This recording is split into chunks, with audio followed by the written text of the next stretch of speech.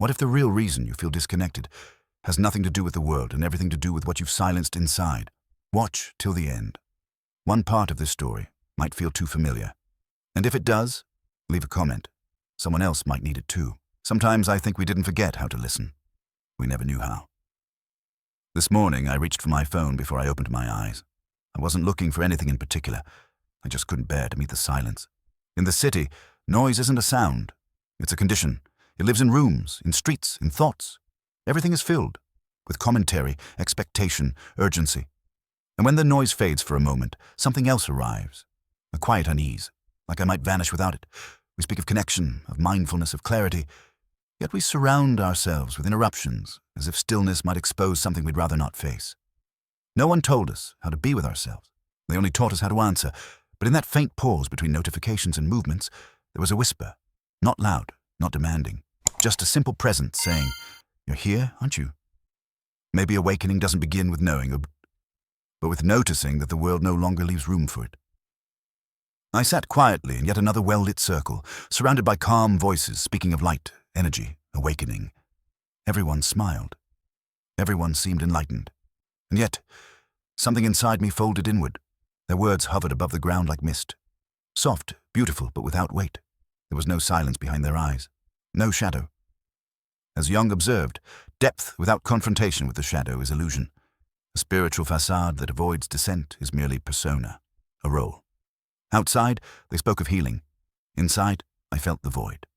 Not pain, but disconnection. I stepped out into the night, stared at the sky. It was vast, dark, empty, and for the first time in weeks, I felt something real. Not joy, not peace, just presence. Jung would say this is where awakening begins. Not in light, but in the tension between the false self and what it hides. What broke me was not an event. It was the quiet realization that I had not felt wonder in a long time, and that no one around me was asking the kind of questions that hurt to answer. When you stop wondering, something inside you quietly dies. There was a time I could look at the sky for hours. Not to find meaning, not to analyze, just to feel something. I don't remember when I lost that.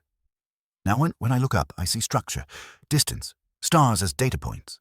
I name them, I measure them, but I do not feel them. The sky has not changed. I have. Carl Jung once reflected that losing connection to the symbolic world is not just a psychological loss. It's a loss of the soul's language, the part of us that believes in symbols, in mystery, in things not meant to be solved. That is where wonder lives. But we betray it slowly, not through denial, but through routine, through the efficiency of knowing, the comfort of patterns, the safety of intellect. Now when silence comes, it doesn't invite, it accuses. It reminds me that somewhere along the way, I traded awe for control, that I stopped entering the unknown with reverence and started managing it like a task. And in doing so, I made myself unreachable to the very part of me that longs for the sacred. Jung would call this a psychic split, the exile of the inner child who once found magic in shadows and stories.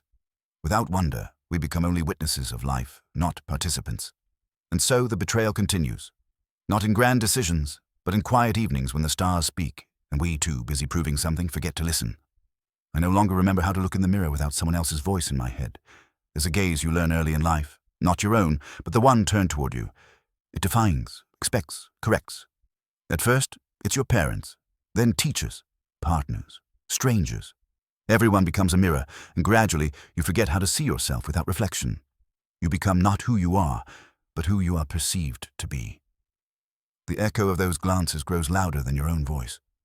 I used to think I was making choices, but now I wonder, were they mine, or were they preemptive apologies? Did I choose this path, or did I walk it because someone once smiled when I did? The tragedy is not in becoming what others want. The tragedy is forgetting that there was ever another version of you. Jung wrote that the persona, the mask we wear in society, is necessary but dangerous when mistaken for the self. And I did mistake it. Many times. I wore politeness like armor. I said yes when I meant no. I became reliable, generous, patient, not because I was those things, but because it kept the room calm. One day I stood in front of the mirror, not for grooming, not to adjust my tie, but to really see. And I couldn't. There was no hostility in the image, just absence, a shape that had learned to adapt so well it forgot to resist. I wanted to ask, what would I look like if I stopped performing? But even that question felt like a risk. Sometimes I wonder if the silence I fear is not silence at all, but the sound of a self that has gone quiet, waiting, behind the mirror. It didn't feel like a crisis. There was no sudden breakdown, no outburst. Just a moment when everything became too quiet. A missed call, a forgotten message, a silence that stayed too long. I found myself sitting on the floor, leaning against the wall, not because I was hurt, but because I had nowhere else to go. I wasn't angry, I wasn't even sad. I just stopped. Falling is rarely dramatic. Often, it looks like fatigue, like turning down invitations without reason, like walking slower, speaking less, being present but not really there. The descent is quiet, and that's why it's dangerous, because no one notices. Not even you. Carl Jung wrote that we don't become enlightened by imagining light, but by making the darkness conscious. I didn't understand that until I stopped trying to rise. I've been climbing all my life. Higher standards, higher roles, higher expectations. But the view from above never felt real. It was only in the descent, the stillness, the letting go, that I began to sense myself again. As I sat there, breathing deeper than I had in months, I realized something. This wasn't failure. It was return, to breath, to being, to something honest. The ground beneath me was cold, but it was solid. And for the first time, I felt held. Not by achievement, but by existence itself. I did everything they said would help. I lit the candle, I breathed slowly, I repeated the words. Sacred ones, ancient ones. I stood still. I bowed my head. I silenced the phone, the mind, the room. But after the silence came something else. Not peace. A quiet tremor inside, like a child looking around and realizing no one is watching. Or worse, that someone is, and still doesn't care. I thought the ritual would restore something. I wanted it to. I wanted to feel the warmth people speak of, that sense of return, of inner stillness. But all I felt was the performance, like I was reciting someone else's lines, like I was enacting devotion, not living it. Carl Jung might have said that rituals are containers. But if they're not filled with soul, they rattle empty, and I heard the rattle. It echoed in the silence after the chant, in the way my hands folded too precisely, in the absence of real hunger for what I was saying. I wasn't praying, I was watching myself pray. And in that watching I found the fracture. I once thought spirituality was a ladder. The more I ascended, the more enlightened I became. But now I understand. It is not ascent that matters, but depth. Not height, but weight. Not how bright you shine, but how real your darkness is, and how gently you can hold it. The shame came from the pretending, not the failure to be holy, but the effort to seem like I was. I felt ashamed because I knew I was hiding, and the soul, even buried, knows when it is being bypassed. Jung wrote of the shadow that follows us, not to harm, but to be known.